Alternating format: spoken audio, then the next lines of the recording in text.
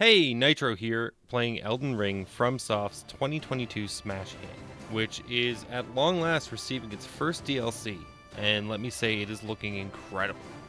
Now, with Shadow of the Erdtree on the way, I've jumped back into what has become one of my favorite games of all time. And a little rusty, I went back to some of the old tricks to beef up a little bit early in the game, and thought why not put together a video of my top 3 early game go-tos to get strong. So here it is, 3 things you can do right off the hop in the first hour or so to get you around level 40, and swinging pure pain into your enemies' faces.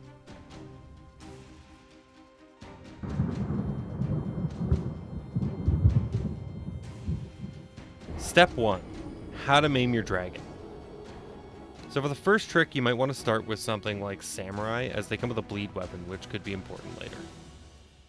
We start in Limgrave, fresh off getting your ass kicked by the Grafty Boy, and looking for redemption in the form of an unfair fight. So we're going to head on up north past the Church of LA, and up towards the gate front. I will take this time to say, Big Dork Energy appreciates the hell out of your support. And if you like this video, please consider subbing to the channel for a variety of content. Have yourself a sit down at the gate front, Grace, and Melina will give you your humble steed. And we're off to Caelid, the fast way. So, assuming you don't have the map already, grab that as you pass through the ruins.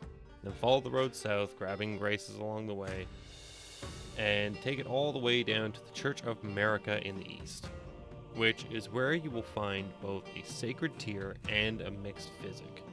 So don't forget to grab those. Then head behind the church to the marsh, and at the east, take the Waygate, which will plop you out in the wonderful dreamland of Caelid, where the pustules have pustules, and the more legs the better. Now, from the Bestial Sanctum, which is right behind where you warp in, make sure to open that door and grab the Grace, head south and across the Farum Great Bridge, and not far from here is a minor Erdtree, where we're going to find the launch pad that's going to take us to Fort Ferrith.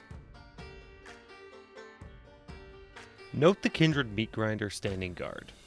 You might want to avoid him, as his specialty is creating tarnished paste out of scrubs like me.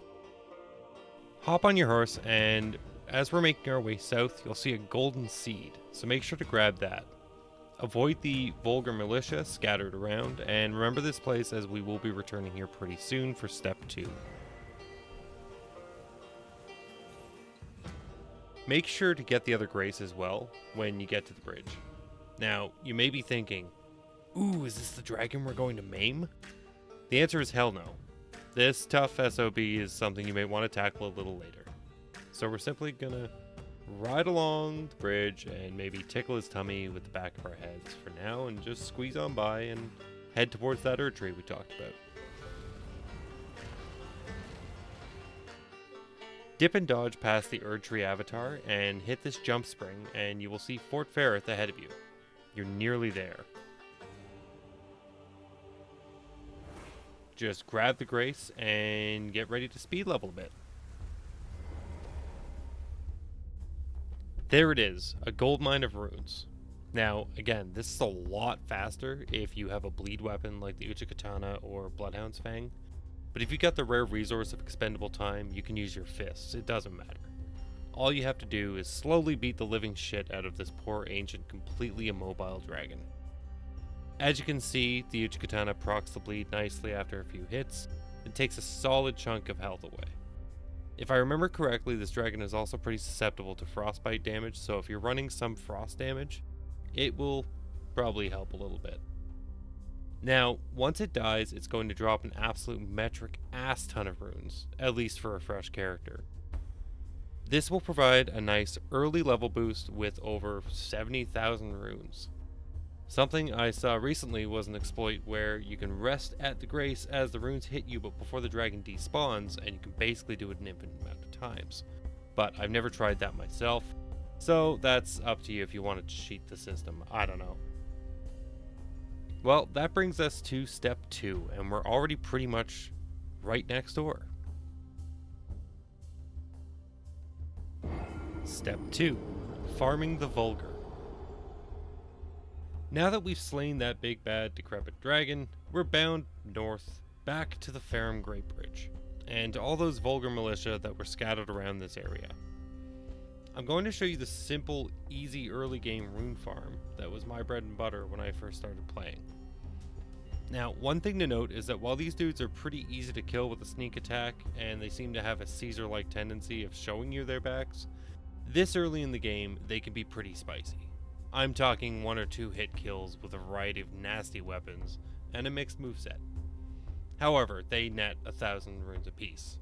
There's about 14 of them, all spaced enough away from each other to not draw double trouble.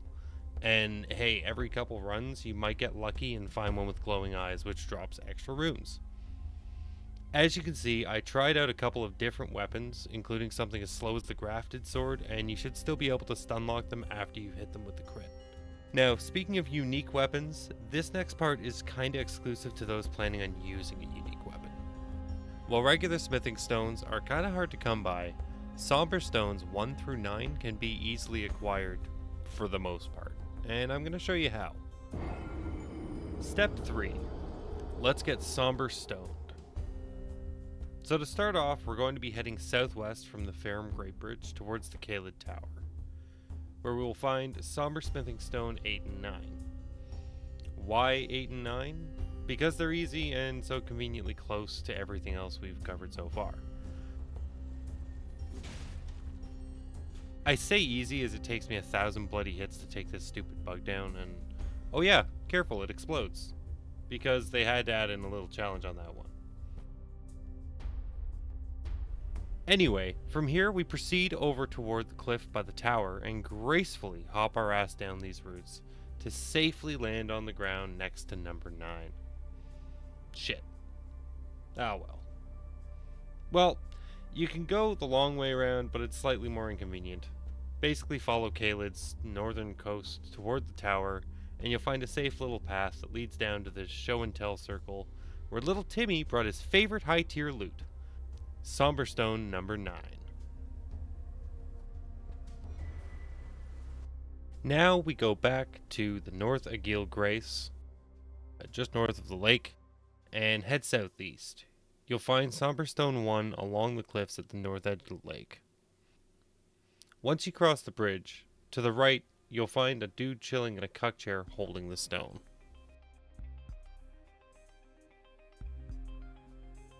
Next, we head south to Castle Morn on the Weeping Peninsula.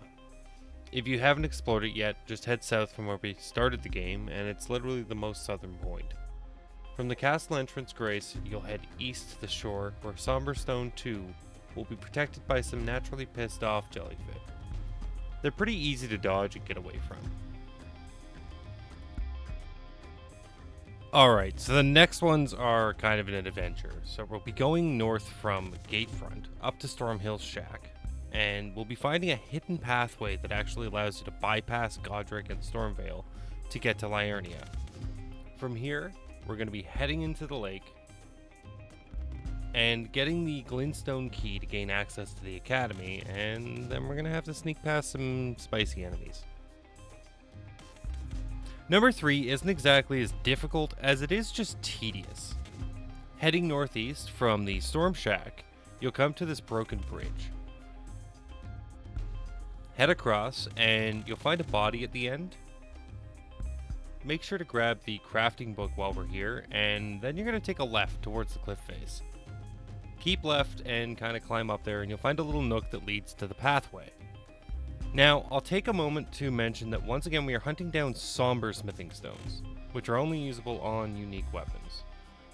I typically prefer to go with strength and dex builds, but you can go with whatever build you like, and there are plenty of these awesome weapons out there.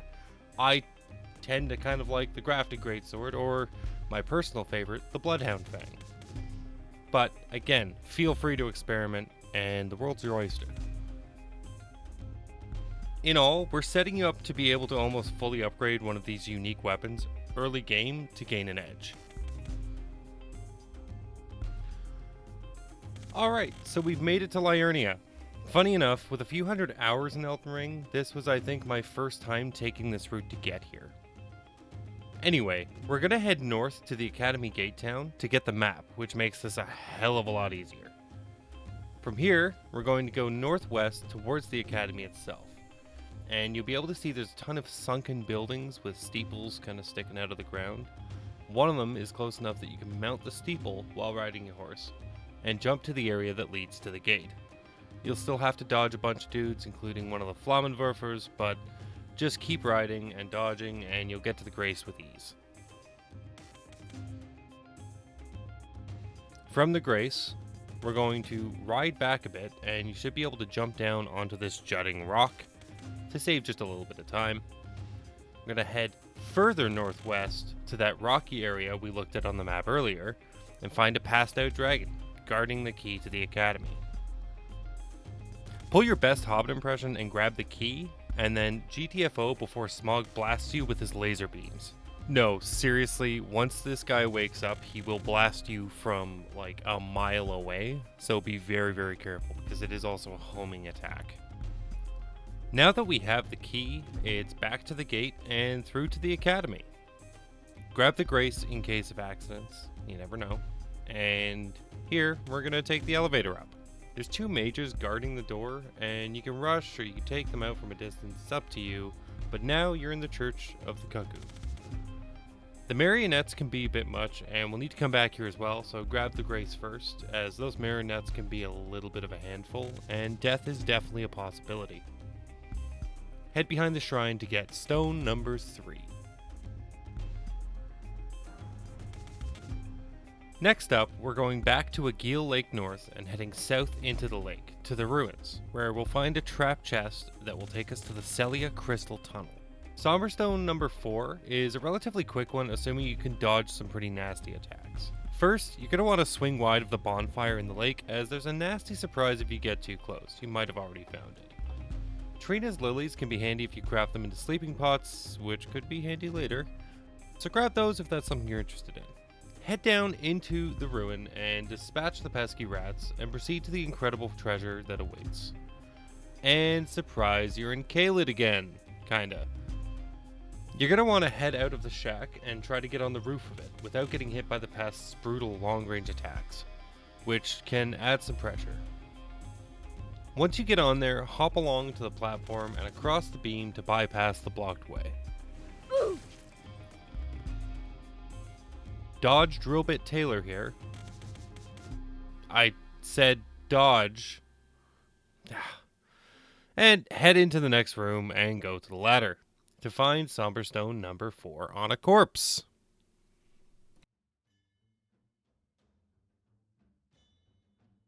Back to the Church of the Cuckoo, where we're going to once again purposely fall into a trap that will take us to the closed-in part of the Volcano Manor, where we will find stones 5, 6, and 7. Yes, that's correct. The last 3 are all in one location, and 2 of them are just waiting for you to pick them up. The third one we'll talk about in a minute.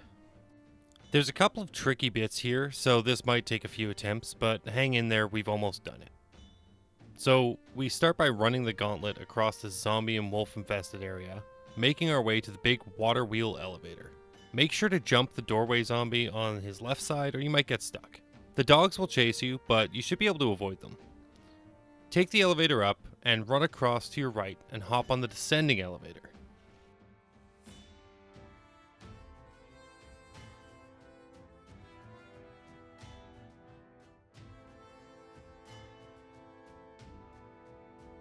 Heal up if you need to and be ready to drop. At the bottom level, there is an abductor virgin waiting to gobble you up. With the abductor, you'll need to be actively killed by the grab for the teleport to occur, so be aware of that.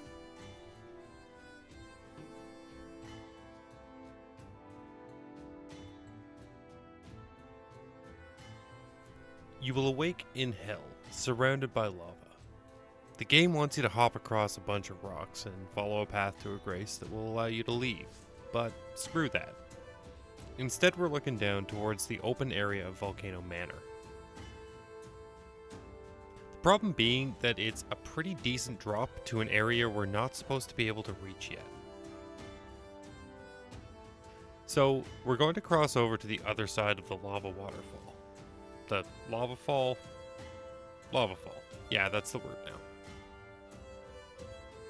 Just a note, lava's not an instant death, but it will slow you down and packs a big punch, so try to do this clean if you can.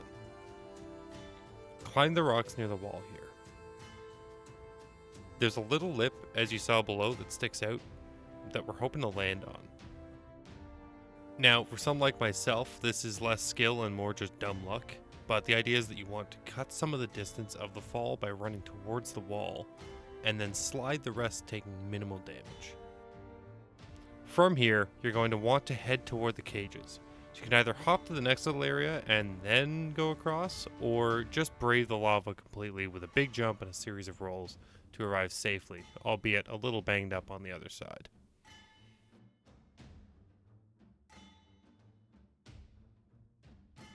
Head up the stairs to the cage and ride it to the platform above. Just be cautious of the scaly boy who you'll have to dodge as you run and jump to the first tower of this sunken castle town. Head to the left and start jumping across the buildings until you find the one with the corpse on top of it holding an item. That is Somber Stone number 6. We're down to 2 left to go. You can drop down into the sunken town and across the lava to climb onto this building to make your way back up to the rooftops. You'll find this leads back to where the cages were. This time we're going to be taking another cage that was located right next to the one we came up in. Take the second cage to reach another higher area. When you get to the top, Somber Stone 5 is just over to the right on another corpse sitting at the ledge. At this point, we've got up to 6, which if you've got the weapon you are pretty keen on using going forward, you can head back to Round Table Hold and upgrade to deal some extra damage that will come in handy in the fight to come. The Black Flame Monk can be a little challenging, but he can be easily avoided as well just by dodging. I for some reason chose to fight.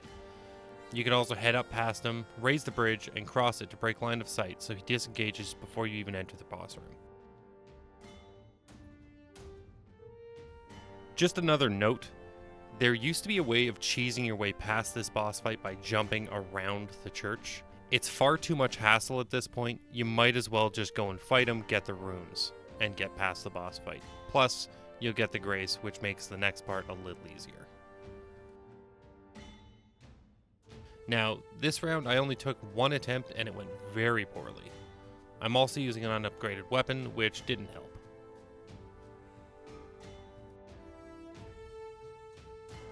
After about 20 attempts, I did a little leveling and brought some sleeping pots and had a much easier time, but unfortunately recorded a black screen while I shot the footage of raising the bridge to juke the Black Flame Monk outside and also beating the Godskin Noble.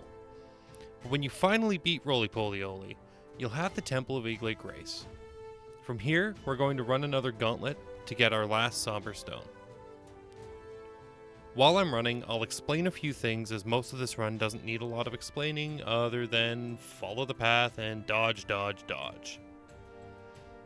First, make sure you have 2 Stone Sword keys on you, which can be purchased off of most merchants if you have any trouble finding them in the world. Second, once we've completed this guide, you will now be able to access most areas of the Volcano Manor, which is a great place once you've leveled up a little bit to find some excellent loot. So make sure to come back and visit this place after we've done everything we're going to do. Finally, you may be asking, well, where's the ultimate Somber Stone? The Ancient Dragon Somber Smithing Stone? Well, there's a few, but all of them are located much closer to the end game. And this guide consists of things you can do with a fresh character to get a head start early in the game. I'd like to say one more time that if you enjoy this video, hit that like, subscribe, leave a comment, tell me how many tries it took to take down the Godskin Noble. We appreciate any support and we would love to hear from you. We'd love to get back to you. Now that we're past the snakes, you'll find this tiny hall and then a fancy ass room filled with enemies.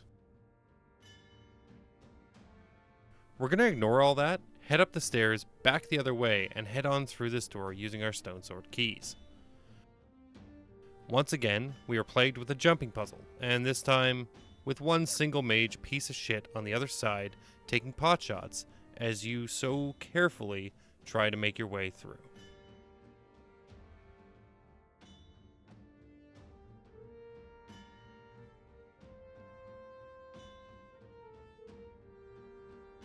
The floor of this room is littered with annoying enemies, so if you've got long range, use it. Otherwise, be ready to dodge their dives. Once you've cleared the room, you can head towards the room with the fireplace to open a door that will allow you to access the Volcano Manor main entrance grace. Once again, the manor has some solid loot and some cool bosses and enemies to deal with, so you can get a little bit stronger just coming here. So it's worth being able to fast travel back. Now, just backtrack through that room to the other side where you will find a staircase. That leads to another abductor. Run past to the ledge and you will finally find Somber Stone 7. You will soon be running around with a big +9 weapon an hour-ish into the game. Well done, Tarnished. Well, thank you for watching, and let us know in the comments if you have any questions or you want to see more videos like this, and we'll see what we can cook up. Once again, I am Nitro, and this is Big Dork Energy.